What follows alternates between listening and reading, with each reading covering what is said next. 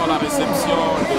Denis Sassou Nguesso par son homologue, le président François Hollande, je vous dirais que bon, c'était normal dans le cadre des échanges avec M. Denis Sassou Nguesso que la France, qui serait temps que les Congolais s'asseyent, il serait temps que les fils du pays s'asseyent pour qu'ensemble, nous ayons des moyens passés aussi pour sortir le pays de cette crise. Et la solution, je l'ai déjà dit, c'est la convocation des États généraux de la nation. Merci. Mes camarades du Parti socialiste, c'était l'occasion de faire passer un message. Un message que j'espère est bien passé, c'était de dire à M. Denis Sassou Nguesso d'organiser une concertation que nous appelons les États généraux de la nation. Et ce message, je l'ai martelé fort auprès de mes camarades et j'ose espérer que le président François Hollande a eu l'occasion d'en dire deux mots.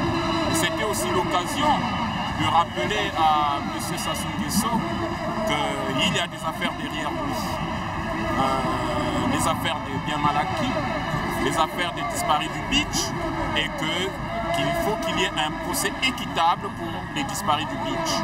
Je pense que ce message est passé, mais aussi c'était l'occasion de lui dire que nous sommes dans un processus où sur cette planète Terre, disons, tous les pays sont dans un système de mondialisation et tout ce qui se passe au Congo est sous, même au fin fond de l'Amazonie ou au fin fond de l'Asie, et que par conséquent la misère du peuple congolais est connue de tous et que le peuple congolais mérite mieux. Et je crois que c'est ce message qu'on a fait passer à M. Denis Sassou Nguesso, que les richesses du Congo doivent profiter aux Congolais et non à un clan et non à une famille. Donc il était normal qu'effectivement ce voyage se fasse.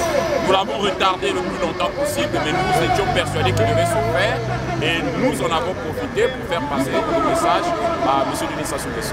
Et quels sont vos sentiments donc par rapport à cette manifestation, à tous ces Congolais qui sont venus Oui, mon sentiment, c'est un sentiment de, je dirais, de satisfaction, parce que les Congolais se mobilisent comme nous étions très nombreux ici pour venir dire non à ce monsieur, qu'il vienne, comme avait dit une fois Ramayad, que la France n'est pas un paillasson où chacun vient, c'est peut-être pas ce qu'elle avait dit, mais à peu près dans ce sens, où chaque dictateur doit venir pour essuyer ses pieds. Je crois que les Congolais sont venus nombreux pour dire effectivement que nous ne voulions pas que des autorités qui bafouent les règles les plus élémentaires des droits humains puissent venir dans un pays des droits de l'homme, la France. Et nous étions nombreux, et je suis très content. Et la manifestation se poursuit et j'ose espérer qu'il y en aura d'autres pour faire comprendre à M. Denis Sassou Nguesso qu'il serait temps que les Congolais s'asseyent, qu'il serait temps que les filles du pays s'asseyent pour qu'ensemble nous trouvions des moyens pacifiques pour sortir le pays de cette crise. Et la solution, je l'ai déjà dit, c'est la convocation des États généraux de la nation. Merci.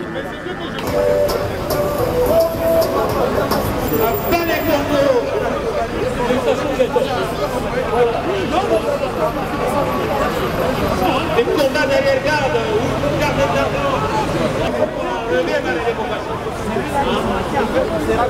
non, bien écrit. Voilà. Les gens ont toujours la presse,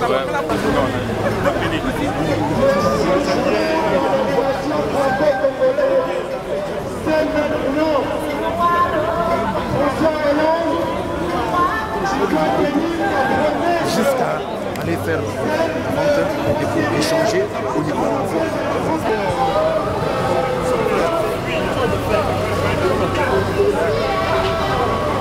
C'est toujours le fait. Le reste,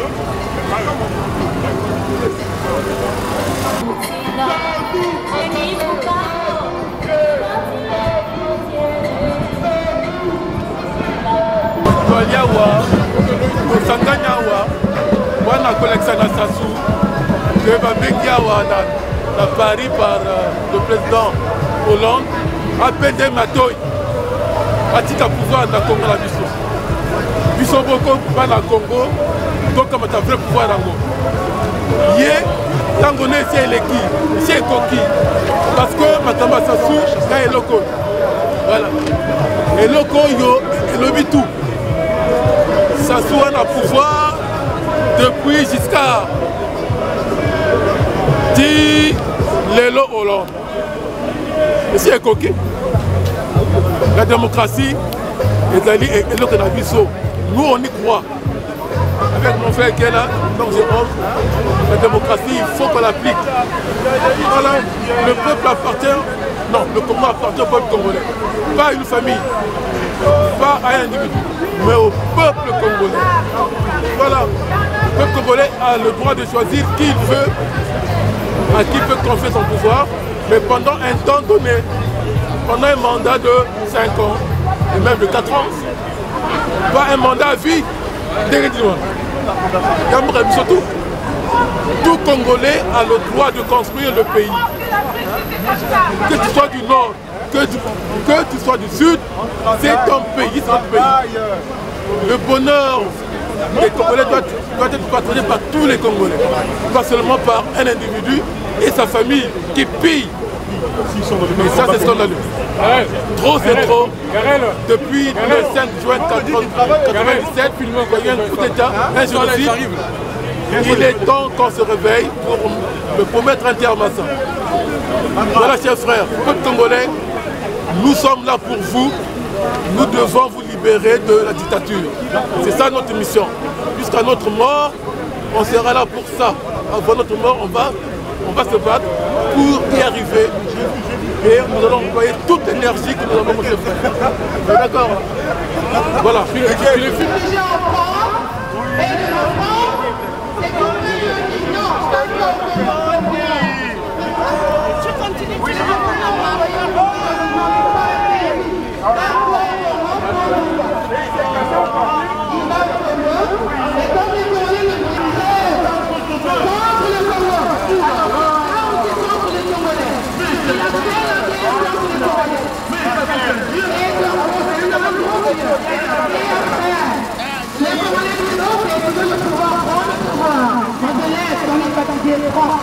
vient alors, il saccage le Congo, il ruine le Congo. Et puis il va encore aux élections, les Congolais nous disent c'est on vote pas. 5%, c'est-à-dire sa femme, ses enfants, ses neveux, ses nièces sont allés voter. Ça fait 5%. C'est-à-dire sa femme, sa nièce, ses enfants, ses nièces et ses enfants. Mais on peut pas gagner avec 5%, ma soeur. Voilà, sa femme, ses maîtresses, ses neveux, ses nièces et ses enfants. Ça fait 5%. Il est allé voter, ils sont allés voter et il n'a pas gagné. Il refait mes histoires et mes armes. Il dit si je ne suis pas président, je suis mort. Et quand on est dit ok, toi président. Alors on est là, il est président. Et après il dit j'organise des élections transparentes et libres et indépendantes. Et quand on est dit ok. Non mais attends, quand on est dit ah, l'homme est revenu. L'humain est revenu. Les enfants ont pour voter. Alors, personne n'a des cartes de vote. Il venait qui vote. Mon frère est mort en 85, il vote. Il est le seul dans ma famille qui a une carte de vote. Mon grand frère qui est mort en 85, il est le seul dans ma famille qui vote. C'est le président des morts. Mes parents qui sont devant, ils n'ont pas de carte de lecteur. Ils ne votent pas. Et le lendemain matin, on leur dit, tu as voté Sassou. Il dit, comment j'ai voté Sassou? Ton frère qui était mort, il a voté pour toi. Donc, il y a eu des votes qui ont voté pour Sassou. Et donc, sur le sang, il fallait prendre les restes des humains. Il reste sur les morts. Et il fallait ramasser tous les cadavres. Il va voir, on a enterré Pierre Seconde de Babarou, quelque part, donnez-moi les ossements. Voilà, il reste sur les morts.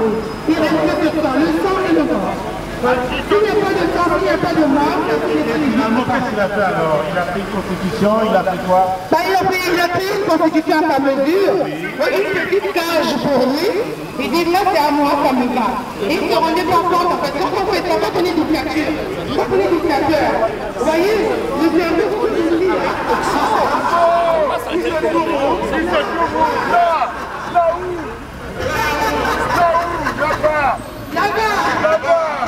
cerveau, donc il n'a pas réfléchi, il a pas vu qu'il avait là, Oui, vas-y mon frère, c'est pas grave.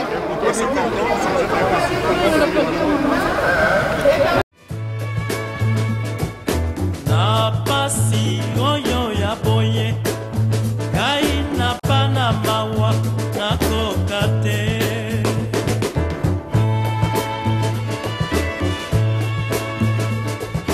basusu oyo na bonaka bawela bokonzi pena babwatilio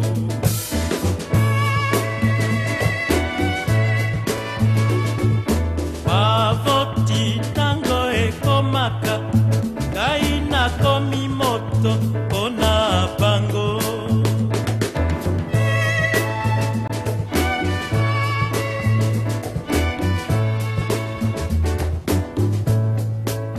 nakomi tuna mondele akende lipanda totuaka koya nani ye Afrika Le Congo doit renouer avec l'esprit de 1992, c'est-à-dire l'impression, au point où les choses y sont, le Congo va vers une conférence nationale qui permettrait d'organiser les élections libres, de former un gouvernement d'union nationale, que Sassou Nguesso y soit ou il n'y soit pas, mais les Congolais sont appelés à vivre dans la paix. Le Congo est géré comme une épicerie familiale. Parce que vous savez bien que tous les secteurs, toutes les structures d'entreprises dans le domaine social sont acquis à la famille Sassou. Et ses enfants ont la primauté de tout gérer. Ça suffit le hold-up électoral, ça suffit des élections qui sont toujours magouillées, où il n'y a pas de transparence.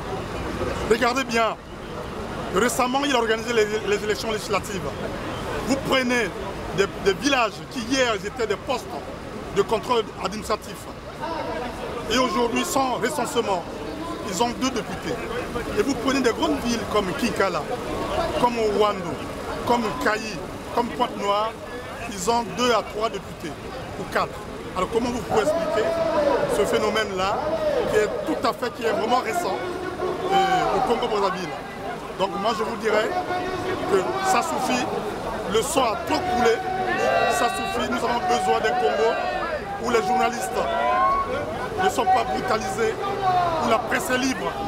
Nous avons bien besoin d'un Congo où l'initiative privée ne doit pas être dans les mains de la famille de Sassou, où toutes les entreprises sont acquises aux enfants de Sassou et à ses cousins, où tout ce qu'il y a comme société de caméras vidéo, c'est acquis aux frères de Sassou sur la place de Paris. Donc nous en avons assez, on en a marre. Donc Sassou, je crois, tout comme moi, les Congolais donnent d'ici 3 ans. Donc à lui de voir Sassou Nguesso où il reste pour participer à ce qui se passera et que le Congo ait dans les années à venir une paix, que les Congolais arrivent à vivre dans la paix et que nous ayons une économie qui soit viable. Imaginez-vous qu'aujourd'hui il y a un chômage endémique au Congo. C'est impensable. Or que le Congo produit du gaz naturel. Le Congo est le 3e pays en Afrique qui produit du gaz naturel. Le Congo est devant le Gabon. Le Congo, il y a l'Angola. Le Congo, il y a le Nigeria, il y a la Libye. Ils produisent du pétrole. Aujourd'hui, tout ce qui est entrepris au Congo-Brazzaville, c'est Sassou qui dit, c'est moi qui ai fait. C'est grâce à moi, il y a des routes. Mais c'est l'État congolais c'est pas Sassou Nguesso. Le Congo, c'est l'État congolais. C'est pas Sassou Nguesso et ses enfants. Voilà. Nous avons autant besoin de tous les Congolais, y compris dans le clan Sassou. Donc il nous faudra, dans les moments à venir, Sassou Nguesso, le président du Congo, il doit faire en sorte d'organiser une conférence nationale afin qu'il y ait des élections libres pour les prochaines élections à venir, notamment les élections locales qui vont venir.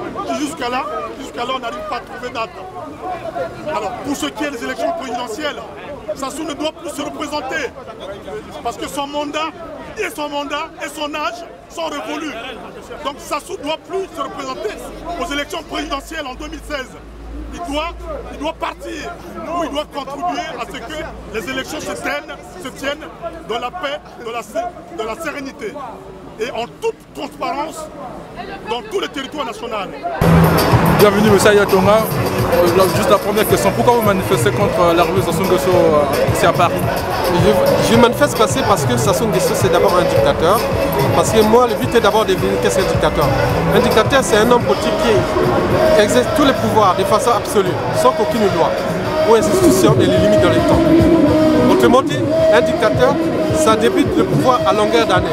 Donc, quand on voit la situation du Congo actuellement, où 90% de la population est abusée, traquée, démobilisée, donc il y a des points râler quoi. Donc la situation est chaotique. Inutile de s'appesantir sur la situation économique du Congo. Donc un taux de chômage très élevé, une population qui est dans la merde totale. Donc on ne peut pas rester indifférent face à cette injustice. Donc on veut la liberté. Donc la liberté, il faut du changement. Donc le changement, il faut que le dictateur s'en aille. Voilà. Les Congolais sont traumatisés. Sassou les a traumatisés, ils ont peur. Voilà. Donc un peuple qui n'ose plus dire non, c'est un peuple qui meurt. Donc on est dans ce processus-là. Voilà. Donc si les Congolais ne viennent pas manifester, malgré les valeurs nobles que nous sommes en train de propager ici, mais c'est qu'il est traumatisé, le peuple-là. Ils sont traumatisés dans leur cerveau. Donc il faut changer ces logiciels-là. Les gens ne doivent plus dire non. Voilà, donc ils sont traumatisés. C'est un peu abusé. Tout le monde a peur. Ah oui, si je vais là-bas, peut-être on va me tuer, parce qu'on va tuer ma famille, parce qu'on va faire... Voilà. Donc ils sont traumatisés. C'est pourquoi ils ne viennent pas. Quel est le message que vous lancez en l'endroit de vos compatriotes afin qu'ils puissent se mobiliser à la prochaine fois? Et le message un peu général voilà, le message est qu'il faut qu'il y ait la convocation des États généraux au Congo. Deuxièmement, quand la tête est pourrie, elle est pourrie. Donc il faut changer de tête. Donc il faut porter de la justice là où il y a injustice. Donc cela ne va que passer par la convocation des États généraux de la nation. Il faut la convocation qui va réunir tous les enfants du Congo pour dire non, il y a eu des erreurs, il y a eu des crimes, il y a eu de la négligence, il y a eu beaucoup de choses qui sont passées. Il faut refaire ça pour qu'on construise un nouveau Congo, un nouveau logiciel dans le cerveau des Congolais pour qu'on puisse construire ce beau pays qui est riche en idées, en ressources naturelles et en valeurs. Donc il faut que nous nous battions pour qu'il y ait la convocation, c'est la règle. Elle doit être obligatoire. Donc il faut qu'il y ait la convocation des États généraux de la nation congolaise. Donc nous on en veut. 90% de la population en veut. Donc voilà le message que nous devons dire au président Sassou Nguesso, arrêtez de faire le con. Parce que l'ennemi du Congo, c'est vous. L'ennemi de Sassou Nguesso, c'est son clan. Donc il faut qu'il dise à son clan, non, arrêtons de faire des conneries. Il faut que nous avancions. Convoquer les États généraux, comme on l'a fait en 91, ça ne nous a pas apporté que du mal. Il a apporté aussi du bien. Voilà, la valeur de l'Afrique. Donc la valeur d'Afrique se joue quelque part aussi au Congo. Donc il faut que Sassou Nguesso convoque les États généraux. Voilà. Donc tous les gens qui parlent aujourd'hui sont du nord, du sud, de l'est, de tout le Congo. Ils en ont ras-le-bol. Voilà. Donc il faut arrêter ces conneries-là. Monsieur Vianney Siva, quel est votre mot concernant la mobilisation d'aujourd'hui? On voit qu'il y a une faible mobilisation quand même au sein de la diaspora congolaise. Quel est votre mot là-dessus? Je suis Vianney Tiba, responsable de la jeunesse UPC Unis pour le Congo. Nous sommes ici rassemblés pour manifester notre mécontentement suite à l'arrivée de M. Denis Sassou Nguesso ici en France, qui sera reçu par François Hollande dans les minutes qui suivent. Mais la mobilisation n'est pas faible.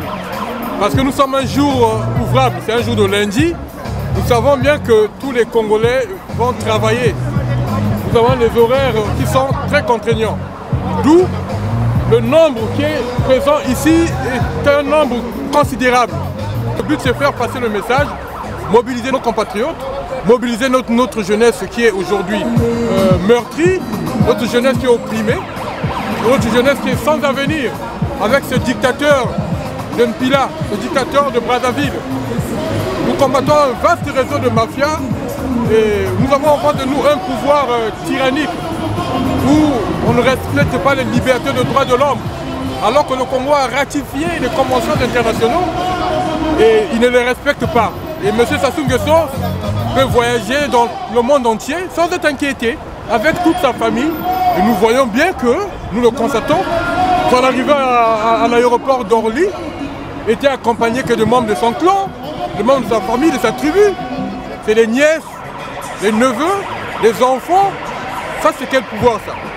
C'est pas ça l'image d'un Congo uni. C'est pas ça l'image d'un Congo qui veut aller de l'avant. L'image d'un Congo qui veut aspirer à la démocratie, puisque c'est une dictature. Sassou Nguesso dit qu'il est ouvert au dialogue. Ça, ce n'est pas un président qui est ouvert au dialogue, parce que M. Sassou Nguesso nous démontre carrément les conditions qu'il a créées pour pouvoir conserver son pouvoir dans son clan. Même après lui, il va léguer le pouvoir à un membre de sa famille. Donc M. Sassou Nguesso ne peut pas nous offrir des conditions d'un dialogue quelconque pour le déposer, ou pour le déposséder de son pouvoir. Nous devons chasser M. Denis Sassou Nguesso par tous les moyens possibles, sans avoir attendre 2016. Parce que 2016 c'est trop loin, les Congolais vont mourir encore de plus. Donc le message est celui-là, nous devons chasser M. Denis Sassou Nguesso du pouvoir avant 2016, parce que 2016 c'est trop loin. Les Congolais vont encore beaucoup mourir. Déjà, le 4 mars ça suffit, mais ça ne finit pas. Eh bien, nous pensons qu'il est temps que les Congolais se mobilisent pour mettre Denis Sassou Nguesso dehors. Donc, M. Denis Sassou Nguesso dégage.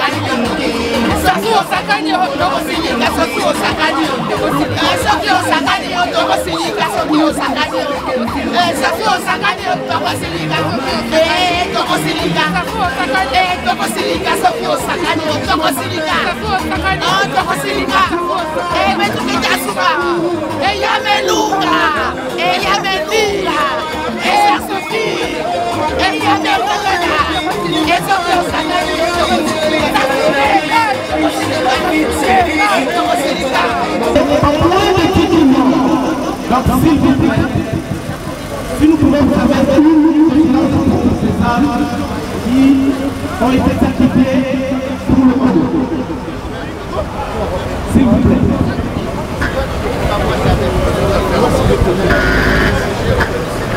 Merci.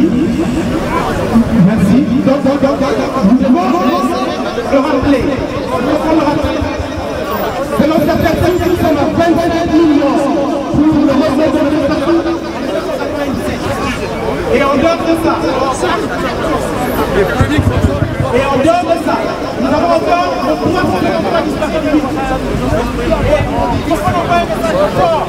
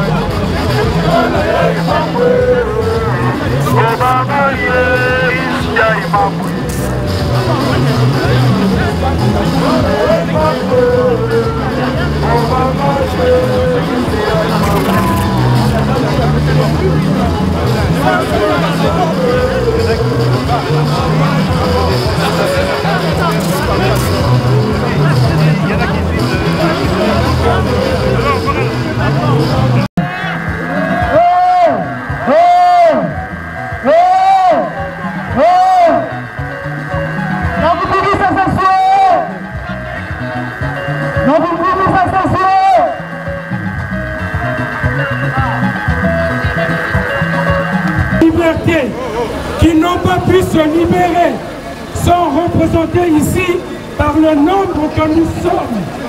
Ne soyons pas dessus, c'est une victoire, la mobilisation est un succès. Nous demandons à Manuel Valls, qui sera reçu par Sassou Nguesso, de ne pas signer de contrat avec lui, quelles que soient les intentions, les prétextes sécuritaires. Sassou Nguesso voudra avoir les moyens logistiques de la France pour empêcher des soulèvements populaires au Congo. Manuel Valls Kebanayo, Manuel Valls n'accepte pas le discours de Sassou Nguesso. Claude Bartolone, représentant du peuple français, Sassou Nguesso n'est pas représentatif du peuple. Il n'a reçu aucun suffrage populaire au Congo-Brazzaville. Tu vas recevoir un boutiste. Il faut me lui dire. Au MEDEF, nous disons les investissements au Congo-Brazzaville, c'est un tonneau de Danaï. Attention, attention. Merci. Soutenez les peuples qui se battent pour la liberté. Sassou Nguesso.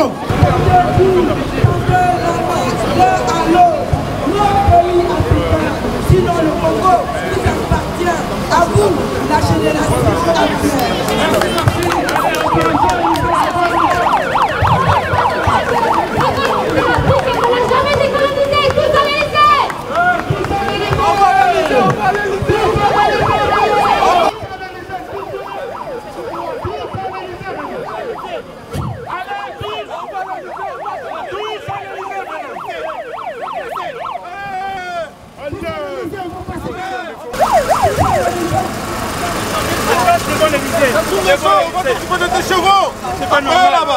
Chers compatriotes, nous sommes arrivés à la fin de notre manifestation.